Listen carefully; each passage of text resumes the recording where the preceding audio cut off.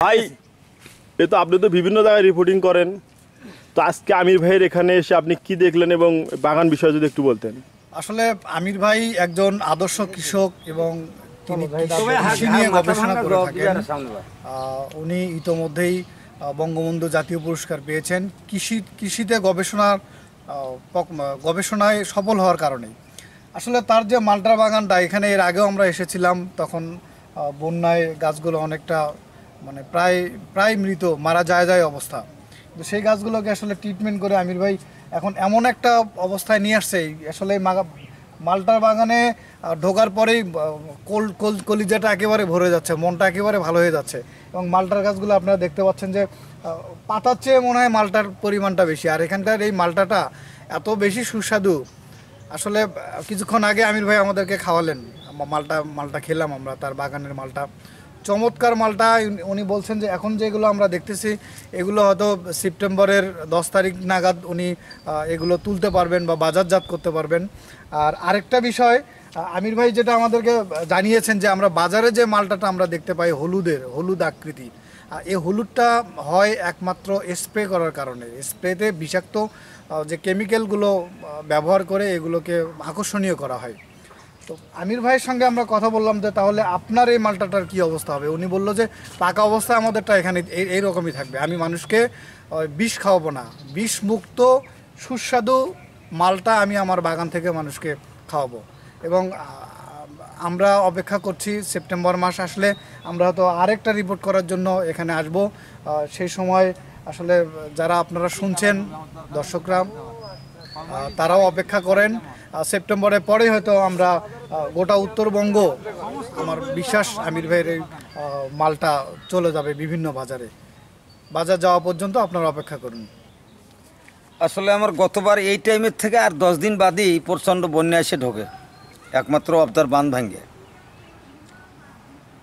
তো আমি আর আগেও বলছি যে বাংলাদেশের মাননীয় প্রধানমন্ত্রী যেভাবে প্রত্যেকটা দপ্তরে টাকা দেয়, ওর চেয়ে বেশি টাকা পানি উন্নয়ন বোর্ডে দেয়, কিন্তু পানি উন্নয়ন বোর্ডের যারা হোমরা চোমরা মাথা তোলা ব্যক্তি আর আমাদের যে এই থানার মধ্যে যে প্রভাবশালী লোকগুলা এই ভোট নেওয়ার কারণে কি করে অবদার উপরে ঘর তুলে দেয়।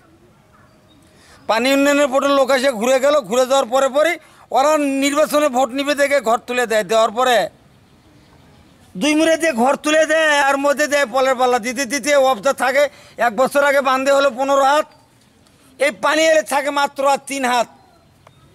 একটা বাংলাদেশের প্রধানমন্ত্রী তাই তোর সবগুলো আসে ওইভাবে আর দেখা নজর দেওয়াটা আসলে সম্ভব নয়। আমি বলবার চাই যে বাংলাদেশের যে কয়টা মন্ত্রী আছে তারা ওই মন্ত্রণালয় থেকে কথা বললে হবে না, চোখে এসে দেখা লাগবে যে আমি যে গাইবান্ধা অবদার বান্ধের উপরে এত কোটি টাকা দিলাম, কয় কোটি টাকার কাম এই প্রভাবশালীরা করছে। এইভাবে যেমন প্রধানমন্ত্রী একের পর এক শয়তানগুলো ধরা শুরু করছে, যারা দেশ বিরোধী, যাদের দেশের অর্থ আত্মসাৎ করছে, একের পর এক কিন্তু ধরা শুরু করতেছে, তার নিজের দলের লোকও ধরতেছে। এটা বাংলাদেশের ছোটো মোটো বাচ্চা ছিল দেখে খবরের কাগজে।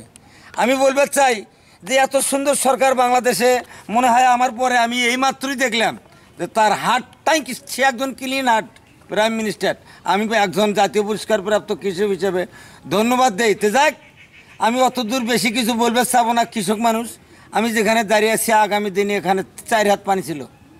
আপনারা হয়তো বিভিন্ন খবর প্রচার করছেন বা একের পর এক এখানে আসছেন। বন্যার পরে আমার বাড়িতে থুয়ে একেবারে তোমার 15-20 বিঘা জমির চারা, মালটা, কমলা, কলা টলা, পেঁপে টেপে, পটল মোটল সব ভেসে যায়। একদম আমি তখন ফুটপাতে যাই।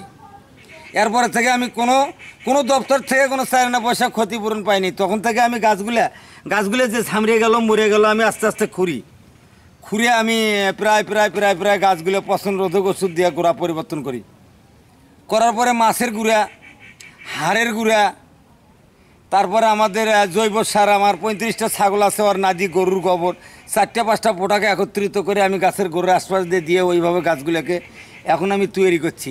এখন আমার কাছে আমি যদি ভাত নাও খাই, আমার গাছগুলো দেখে সুন্দর ভালো লাগতেছে। আপনারা হয়তো দেখতেছেন যে গাছে আমার হাজার পিস মালটা আছে, হাজার পিস মালটা। গতবারের থেকে বাজারও এবার বেশি।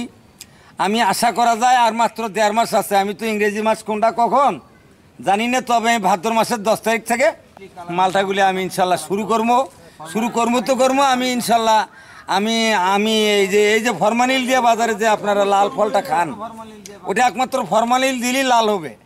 আর এটা আমাদের অগ্রহায়ণ মাসে পর্যায়ক্রমে এটা বাগান থেকে লাল হয়ে যাবে।